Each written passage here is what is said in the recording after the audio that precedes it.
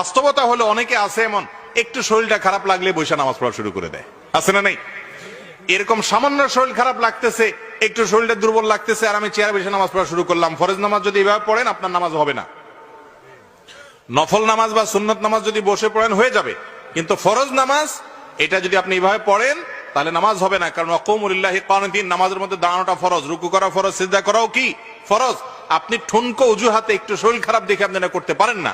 তবে হ্যাঁ, যদি কারোর অসুস্থতাটা এই লেভেলে থাকে যে ওই বেচারা রুকু করতে গিয়ে কোমর ভাঙতে গেলে তার মারাত্মক কষ্ট হয়, অসুস্থ হয়ে পড়ে, সিজদা করতে গেলে বিপদ হয়, কষ্ট হয়, বা নিয়মিত রুকু সিজদা করতে গেলে অভিজ্ঞ এবং দিনদার ডাক্তার যিনি নামাজ কালামের গুরুত্ব বুঝেন, মুসলমান, সেরকম ডাক্তার যদি তাকে বলে যে আপনি নিয়মিত নামাজ কালাম পড়লে আপনার রোগটা স্থায়ী হয়ে যাবে, বিপদ হবে, বাড়বে, তাহলে সেই ব্যক্তির জন্য দাঁড়িয়ে দাঁড়িয়ে নামাজ পড়া এবং রুকু সিজদার সময় চেয়ারে বসে ইশারায় রুকু সিজদা করা জায়েজ আছে।